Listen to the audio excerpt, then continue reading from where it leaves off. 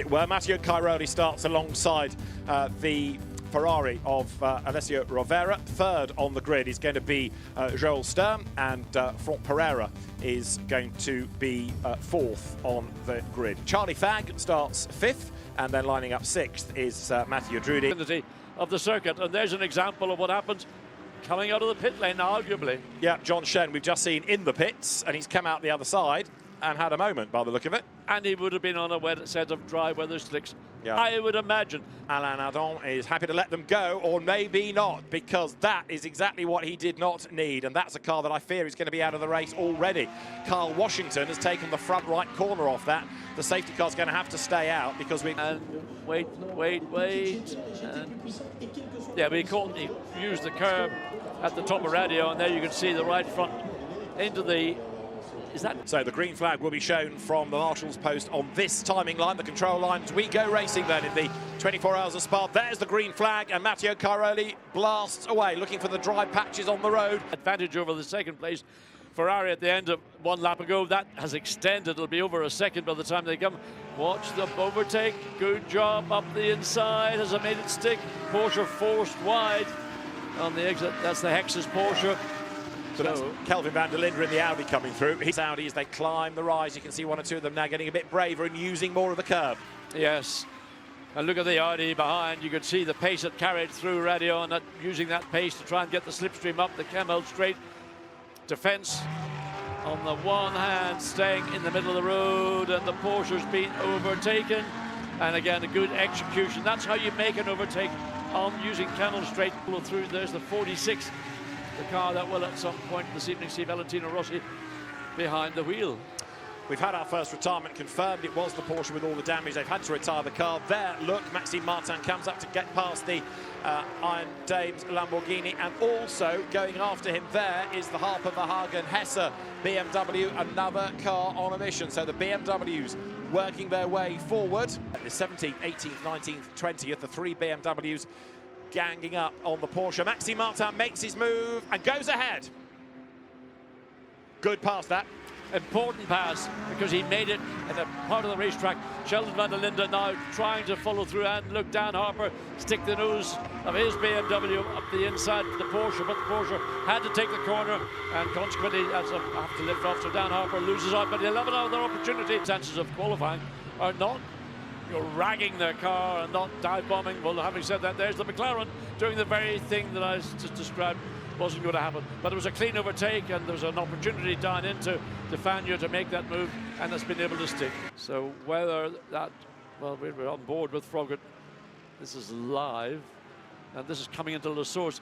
He might, oh, there's what happened. Is it? Well, I think that's the consequence. He'd already had the damage. That's what caused him to run so far wide. And then it's almost... power their way up the hill.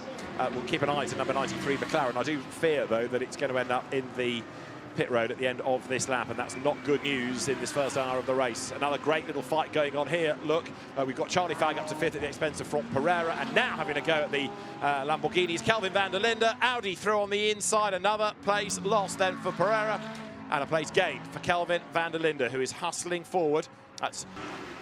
Now, bear in mind, of course, that you score points in Fanatec GT at the 6 hour and the 12 hour mark, as well as at the end of the race, so they want to make sure they're in a good position, every team, at those markers. And so 88 Raffaele Marciello goes ahead now of Stephen Palette right around the outside. Oh, did Runs he? wide. He's got the job done, but it's a bit touch and go, and Palette's the one that gets elbowed out. He certainly only lost not just one, but two positions, might lose a third. So whether that will be considered to be a clean overtake, or will expect, so watch and see. Just comes up, and just the pendulum effect just took over. Finds himself facing backwards to the final part of the chicane. To make a move there. No, and is that the 32 getting involved? It is, and that's with the Hexus Porsche. So I don't know why that is necessary, because that's the sort of damage that can inflict a pit stop upon you. So he turns in, and then the Porsche cuts across. So that's a misunderstanding between the two drivers. Was I right to make that move down the inside? Was I right to cut late? Now, and taking Leggeret with him, this is where all of that grunt of the Mercedes should kick in. Verviche just a little bit wider up the curb. Marcello in the wheel tracks now as they pound their way towards Les Cons. Marcello is closing, he's in the toe, is he going to be able to pull out at the last moment? Verviche stands his line. Marcello moves to the inside line and can't do it because Verviche brakes late but goes deep into the corner and Marcello does get by. And he outbraked himself and in the process not loses one but two positions, and that was only because Fred Verviche knew that Marcello was on the inside. He had to go deep into the corner, into the pit lane. Yeah, Michel Gassing into the pit lane. That's interesting. The Iron Dames Lamborghini, that's been dropping away, hasn't it? Yes. It's elevated qualifying position, but a relatively early stop. That gets the car out of the traffic. Correct. That's a good call by Iron Dames, Iron Lynx that run the car, to bring that car in earlier than the mass of the field, so they'll be back on track roughly within the lap of... Oh, fire! Fire in the back of the Ferrari. The number 50 of fire broke out round that right rear corner.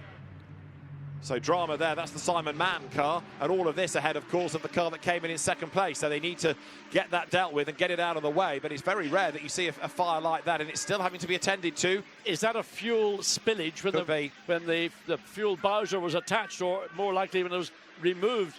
So they're still concerned. They want to get that car away from the sister car because they're... To keep an eye on. There's number 50 Ferrari in its pit box with the fire having to be attended to. We're hearing that number 70 has had another spin as well, but this is, I think, is going to be a long stop for the Ferrari. Well, they've taken the rear body section, they've removed it. He has done the quickest lap of the race. Dennis stayed behind the wheel, and on new tyres, he's gone for it. 2:19.074 is away now goes number 50 Ferrari. Blanchimont, he might have the benefit of a bit of a run up the hill, so he's looking to line himself up. Goes one way, and the Aston's trying to defend. Maro Engel goes the long way, gets alongside, goes around the outside, but has he made it out? Oh, yes, he has made it stick. The Aston might try to come back, but the concern is that Rivera directly behind, and the Ferrari will be trying to pick up the pieces. And the Ferrari should be able to benefit out of this, but the Aston is still between these two cars. Spin in the background, coming out of the chicane, look. Car facing the wrong way, so second and third go through. That, I think, is the third spin for Lamborghini number 70. Gerhard Watzinger's third spin, two of which have been at the chicane. Consistent, you have to say that's consistency. Bad news, though, because that car is hemorrhaging time now. So Watzinger is about 3 laps down, gets going again, but he's been good in Super Trofeo, Gerhard Watzinger, as a quick am, but a different type of beast altogether, a GT3 car, and it's caught him out. Top spinner. Drama. It's Watzinger again. Gerhard Watzinger at La Source. I think that was with a bit of help, but poor old Gerhard Watzinger has had a horrible time in this first stint. And can he drive himself out of the gravel? Yes, he can. That's the good news. Get up the hill where the tarmac is and spin turn the car around if you can to be out of everybody's way. I think there was contact. No. Well, there was there. Yes. And whoa, Maxime Martin oh so nearly. And the bodywork came off the BMW. Yeah. A little bit of bodywork was caught during car going in. I knew there was something that he came out and went to the left-hand side. Couldn't see what it was, and there we are. Places as they come over the line, and there is a change because 51 Alessio Rivera goes ahead of Janis Fitcher. That is for the on-the-road lead. So Alessio Rivera takes over the lead from Janis Fitcher, and that puts the overall class Ferrari, the overall a Silver Cup car ahead of an overall category car ahead of a bronze. And there, Marcello makes the move. The Mercedes almost level as they go into the corner, and he's got the job done and he's gained a place. Yeah, I mean, again, all that was done from the exit of the position, but overall, watch now, down the inside into Pujol. Yes, Santner again, intelligent driving. He's done what he had to do. He's fought hard, but he knew when to concede. And knowing when to concede in an endurance race is one of the most important aspects. To drive that car, got to Doha Airport and was told, you're not going to drive because you're not going to get to the circuit in time. So he said, well, I'll go home again. He still had a 12-hour layover in Doha. Marcello dives up the inside to put the lap on Martin Conrad. They need to keep the car in the race. They weren't going to scratch it, partly because of all the effort to get it here. But importantly, Kenny Hubble scores points in IGTC. You can't score them when he's not racing. I get that bit. But what they can do by having the car still in the race is take points away from the opposition. Get it. Absolutely right. So the stewards, of which there are 2 teams, busy already. Chavez did have a sniff. He has a sniff. He goes again. Whoa! Marcello opened the door, and he's coming in. No, he's not. He just suddenly, I don't know if he was unsighted with the position that Chavez was in, but all of a sudden he just found himself not going forward. Back. And Rivera sets the car up for the chicane. Fitcher there's got a bit stuck in traffic, hasn't he? Yes, he has. He's got the Mercedes alongside. And look behind, Matteo Drudi has slipped through. And I mean, well, there is Drudi behind Fitcher, and I suspect that we're going to see an overtake before we get up or into La Source, because he's got the inside open to dive down. Fitcher just let him go. Didn't even bother defending. BMW's run wide, but he's got track position coming up the hill. And likewise, Fietman's going to try and slip through as well. Lenners Lind's not going to give it up to Maxime Martin, and it's a real traffic jam as Lynn sort of had to get out of the throttle. But he's got that straight line squirt off the chicane, and that's going to frustrate Wittmann. And look, Crestani, Sam Neri car, and it is. So Neri has dropped back, Linda's gained a place, Martin has gained a place, Wittmann up the inside to gain a place, and Van der Linde tries to follow him through on the corner on the inside. Couldn't quite do it. No. I mean, it was nip and tuck coming through La Source. There's a little funny kind of little dip in the middle, which if you can hook your car into it, it gives you good performance. But if you're trying to run around the outside, but look at Sheldon Van der Linde all over the back of the Lamborghini, getting the draft in the perfect position to try and make that slingshot as they come up. The Camel straight goes to the right, gradually getting alongside the Lamborghini. He's going to be in position A to take to certainly make the overtake, and Dan Harper, Frank Pereira, Lamborghini on board with Raffaele Marcello running in 10th place, that was set 1 point. So down the inside, can he make it stick? He has. So another position for the McLaren, and with James Cunningham's going to be behind the wheel of that car. The Mercedes goes way off track. Look, watch out. Wow. Sign that guy up for England, just wicket keeper. And let's have a look at Marcello trying to make his move on the inside. Contact with Marco Siegfried. I am coming through, says Lello, and he's done it.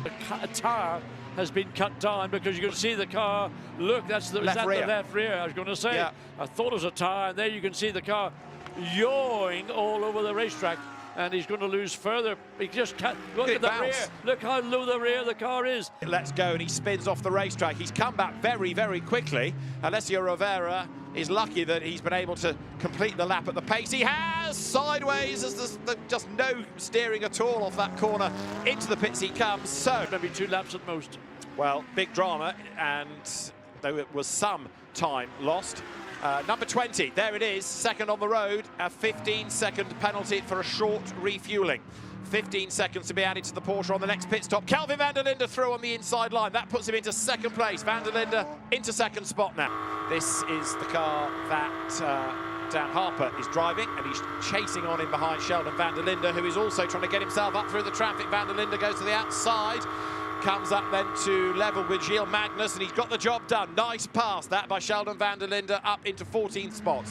Well, Kelvin Van der Linde is going to be the one that's most worried, because he's got 4 cars ahead of him who are going to interfere. And Lawrence Van Voort, yes, up the inside. Spin, and the Ferrari has been rotated. Is that the Samantha Tan car? Right, look. Spin, who's gone off? It's backed into Pujol. So is that car going to be, the rear wing is slightly deranged? It's Mercedes. It is a Mercedes. Wow, now why did that occur? Totally unexpected, and a barely kissed